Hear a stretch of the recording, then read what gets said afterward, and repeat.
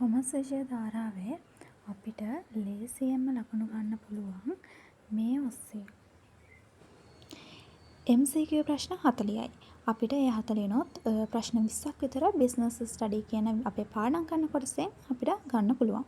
ඒ වගේම ඊටු ප්‍රශ්න 20 අපිට ගන්න පුළුවන් ලකුණු අපේ ගිණුම් කරන කියන කොටසෙන්. එතකොට අපිට මේ ප්‍රශ්න 40න් අනිවාර්යෙන් 20න් 20ක්ම අපිට ගන්න පුළුවන්.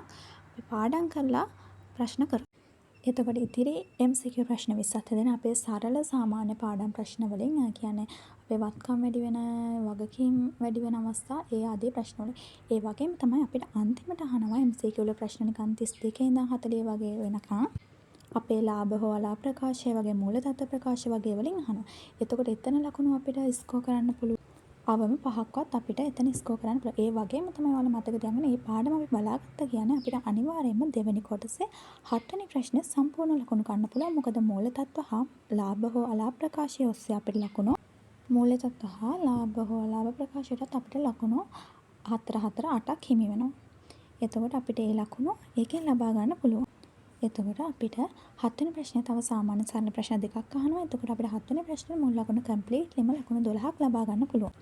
5 වෙනි ප්‍රශ්නෙත් අපේ ගොඩක්ම හැදෙන්නේ 10 වසරත් එක්ක මික්ස් වෙලා. ඒ කියන්නේ වත්කම් වැඩි වෙන අවස්ථාවේ වර ආකෘතියට දාන්න කියනවා. ඒ වගේම අපිට ගැණුම් ජර්නලයක් එහෙම නැත්නම් විකුණුම් ජර්නලයක් ඇඳලා ඒවා ගැණුම් ගිණුමට එහෙම නැත්නම් ඒ ලෙජර් එකේ ලෙජර් වලට දාන්න කියනවා. ඒ වගේ තමයි අපිට සාමාන්‍ය වත්කමක් කියන්නේ මොකද්ද, හිමිකමක් කියන්නේ මොකද්ද, වගකීමක්, ඒවල ලක්ෂණ ඒ විදිහට තමයි යන්නේ. එතකොට අපිට ඔයාලා මතක තියාගන්න ඕනේ අපිට මේ ගිණුම් කරන කොටසෙන් ලකුණු 12 ලකුණු 24ක් ලැබෙනවා. ව්‍යාපාර අධ්‍යයනයේ කොටසෙන් අපිට ලකුණු එක ප්‍රශ්නයකට 8 ගානේ ප්‍රශ්න දෙකක් කරන්න ඕනේ. අපිට මුළු ප්‍රශ්නත් සේරම 3 තියෙනවා.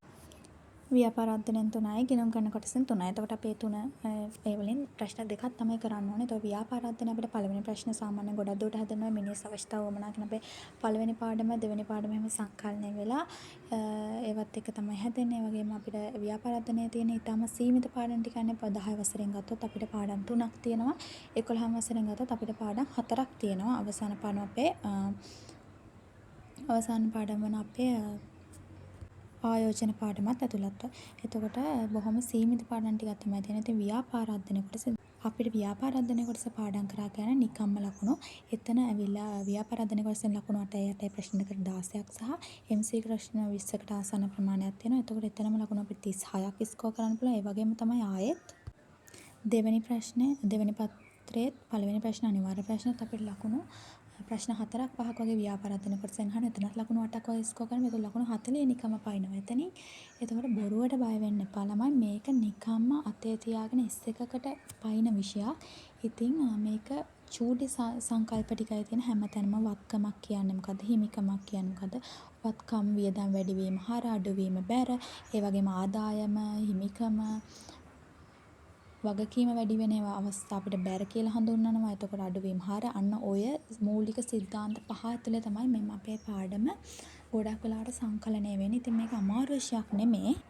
ඉතින් කවුරු කොහොම කිව්වත් මේ කොමර්ස් කියන විෂය නම් 10-11 විෂය නම් අපිට පාස් පේපර්ස් කිරීම තුලින් ගොඩ දා ගන්න පුළුවන්. මොකද අපිට එන එකම ප්‍රශ්න ඔයාලට ඉස්සරහයි තේරෙයි. මම මේ ප්‍රශ්න දාලා තියෙනවා. එතකොට මම මේ වීඩියෝ එකේ අන්තිම දාලා දෙන අපේ 24 25 පේපර් එක ඔයාලට තේරෙයි එකම ප්‍රශ්න ටික තමයි එන්නේ. ඉතින් ඔයාලා අවුරුදු 5ක පාස් පේපර්ස් කරලා බලන්න ඔයාලට නිකම්ම ලකුණු එයි. ඉතින් ඔයාලා ලේසි මේ සබ්ජෙක්ට් එක ඔයාලා බලන්න ඔය අපේ පේපර් එකේ පේනවා ඇති. ඉතාම සරල ප්‍රශ්න තමයි අපිට දාලා තියෙන්නේ. ඉතින් මේ සැරේ 25 26 පේපර් එකත් එහෙමයි. අපි ගොඩක් අය කිව්වා අනුමාන ඒවා වෙන විෂයන් වල සබ්ජෙක්ට් වල ආවේ නැහැ කියලා. හැබැයි කොමර්ස් කියන විෂය නම් ඒ විදිහම ඒ විදිහට මේ පේපර් ඒ විදිහටම පිළිගන්න අමාරු විෂයක් නෙමෙයි. ඔයාලත් ඒකට ආස කරන්න. ඒතකොට ඔයාලට විෂය ලේසි වෙයි. මේ විෂය ඉතින් කිසිම අමාරුවක් නැතුව ලේසියෙන්ම ලකුණු ගන්න පුළුවන් විෂයක්. දැන් ඉඳන්ම මහන්සි වෙන්න. අපේ 26 නංගිල මල්ලිලට මේ සැරේම තියෙනවා මේ දෙසැම්බර් වලම එක්සෑම් තියෙනවා කියලා කියනවා. ඉතින් ලේසිම විෂය කරගන්න මේක. ඉතින් ඔයාලට මොන හරි ප්‍රශ්න තියෙනවා නම් කමෙන්ට් වල දාන්න මම උත්තර දෙන්නම්. අනිත් විෂයන් වලටත් කොහොමද ඒ සාමාර්ථ ගන්න කියලා අපි ඉදිරියේදී කතා කරමු.